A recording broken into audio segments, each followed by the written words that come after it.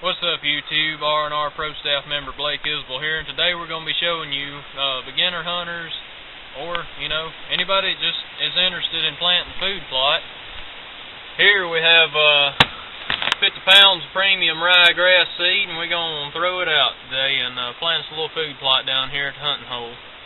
So we'll get right back with you. Now, to begin with, for you beginners that don't know a whole lot, this is a common sense thing. To properly cut off and plant your food plot, you must first have a running mower, which we do not. So, we're going to jump it off and we'll get back to you. We finally got it off the trailer. Going around here and get the jumper cable. Fire this shit, but don't hit you in the face with the door.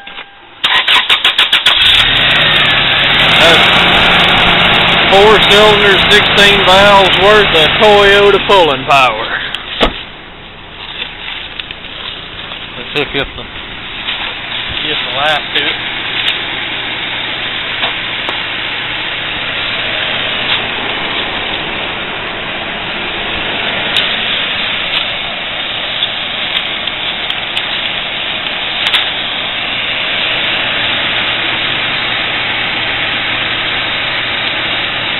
This is also an instructional or how-to on how to jump off a vehicle. Black on black, red on red. Alright.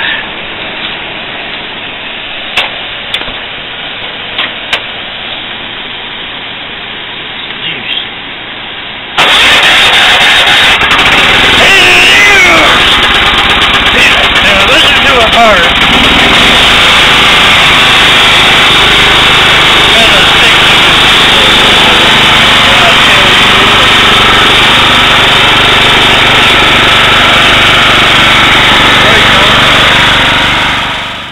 First of all, we must remove and clear your infield of all service lines. Phone lines like this one, power lines, anything like that. But use rubber gloves. Don't be like me. Or a stick, because that normally insulates you from the power line that I'm standing dangerously close to that he's trying to poke into my leg. It's a phone line. And if you see, rats have chewed the coating off of it, so that's always a plus. Oh, premium, And on to the next step. The next crucial step in preparing your field is to remove all tall grass, stuff like that with a lawnmower, such as Kevin's doing down here. Our Pro Staff member who's riding the mower. If I can get the camera to focus. Yeah, it's not wanting to focus. But after we get this cleared off, guess we'll show you the rest. Another good thing about planting your food plot is location. Now, if you look here, you see, let me get on the ground here and look. Let you look, you see all these acorns here. Off this oak tree here. The stand, our ladder stand there, is on this oak tree, overlooking this holler back in here. And our green field is going to be right behind it. It's going to be up and down that hill there. So, just think about location when you plant your fields. In this hand we have some ryegrass.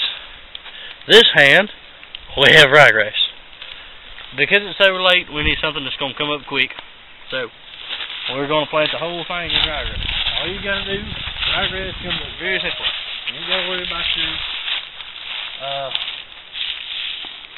pH or anything like that. All you got to have is just ryegrass. That'll ryegrass anywhere. It's go on concrete if you want to. So this is what we're using. We didn't even till up the ground because of it. So we just cut it off. Now we're putting out the grass. The bottom down here is kind of a funnel for them. So we're going to make another small plot with turnip greens. So guys. As you can see, we're going to plant the whole hillside right here. Not going to fertilize it today, but we will come back and fertilize it. I like triple 13 exclusively. That's good stuff. Good stuff. Triple 13 fertilize, come back in about 3 weeks fertilize it. And that's all you got to do to it. So for now, we bid you farewell. While we toss out the rest of the seed. Yep. Start. Alright, what we got is the tree stands. Want to make sure we cover this from year to year, no matter how sure you are. Always check the straps on your tree stands. Like lock-ons, anything like that. Make sure you check the straps. Make sure that thing ain't going to break when me up in it, because I don't want to have a, I don't know, I'm not good at math, 40-something foot fall to the ground and break my face. My beautiful face. At that. So, get up in it. This is kind of pointless, because if you're already up here. So we're up in here, and what I was saying was, I'm really not sure what the point of telling you this is, because if you climb up here and check them, and they're rotten, then you're still going to fall and kill yourself. But the point is, do it anyway, just because we tell you to. Come up in here, just kind of tug on them a little bit. Make sure they're not dry rotted. As far as stand placement goes, anywhere that you see there's a lot of trail crisscrossing, you got a lot of travel. Up in here we got a draw, basically the holler comes down from the top, and it creates a draw for those deer when they cross the highway. This has been a pretty good location so far. Bought it. It's 12 acres. Planning on putting a house on it, then we changed our mind, and now it's just deer property. But that's about it for the stand. Kind of shake it a little bit, see if it's stout. Kind of like that. But that's good. We'll get back with you when we plant the other food plot here in just a minute. Alright, we've found a place to make a secondary spot. Now, this is actually where you're probably going to kill the biggest deer. So the tree stand's up here, and where the food plot is actually on the other side. A lot of times, there's our tree stand there. They don't want to come out in the open until after dark. So the chances are you can get a big buck to come out on this better than you can wide open area. Another tip you want when you're planting a little food plot like this out in a wooded area, you just want to make sure that it gets a good amount of sunlight during the day so that the plants can actually grow. I mean, that's just something you should understand right off the bat. No sunlight, you're not going to have a food plot. But yeah, like he said, just rake out an area pretty good. I mean, this is a pretty decent circle here, probably about 10, 12 foot in diameter. And just clean it out good. Alright, now we're distributing the seed on a smaller food plot. And I brought some rye down here, just to kind of mix in with it a little bit. But the main thing I'm throwing down here is turnip green seed. Now, do remember, on most food plots, you buy seed from the store or something, it's going to have to be tilled. Till it up with a tiller. And you're going to have to make sure you got everything right as far as your pH and everything goes. But this is a last minute thing, so we're not doing that. This is turnip green seed we're getting down to now.